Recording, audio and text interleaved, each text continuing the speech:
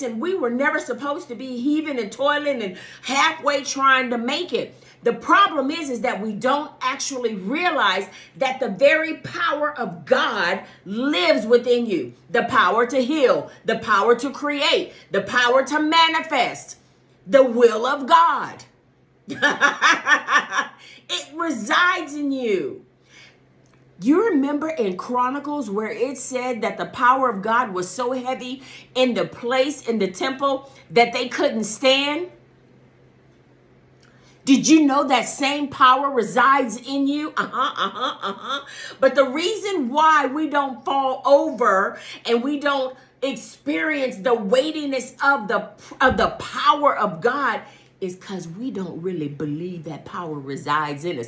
Now, that doesn't negate that the power of God lives in you. So as you read the word, allow God to, what's that song that they used to sing? Stir up the gift. Well, we're saying stir up the power. We want the power of God to be stirred up in us. No longer are you going to just sit back and just take life like it's handed to you. The word of God gives you the power to rearrange the way life is presenting itself to you. So I want to challenge you to begin to listen to the word of God and allow it to transform your mind, your thought processes. I know mind and thought processes are kind of same, but come on. You have a mind and you have some thought processes that are bad. They're antiquated and they're not working. If they were working, you wouldn't be where you are right now. And listen, I have to go through the same thing. I heard some things today that I was like,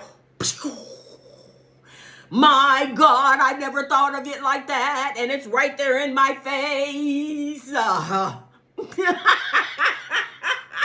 So come on. We are not, now I get it.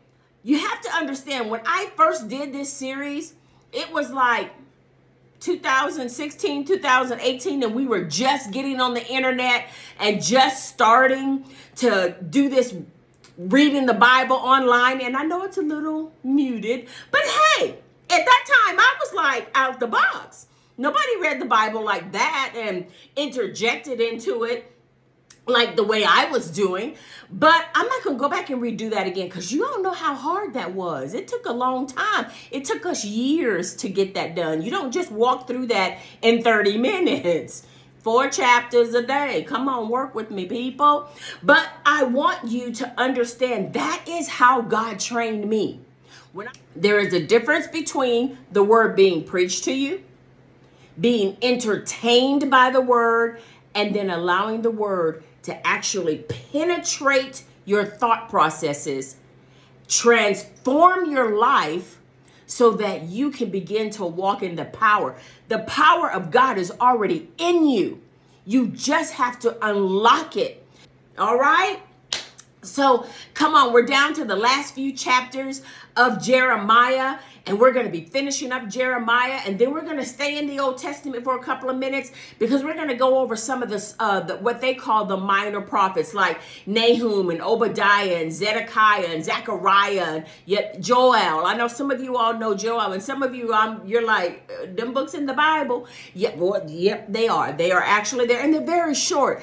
Just because they call them the minor prophets doesn't mean that what they had to say was minor. They called them the minor prophets because their books were smaller. All right. So if you haven't been keeping up with it, I noticed some of y'all kind of fell off. I don't know why you fell off, but you fell off. And I'm telling you to get back on the horse and let's keep learning. All right. And so I want you all to join me on the YouTube channel, Transforming Glory. And the link is in the description. All right. I want to see you there and see you next time. Thank you for joining me. And thank you for all of your hearts and your likes. It really blesses me. So I'll see you next time. Bye, y'all.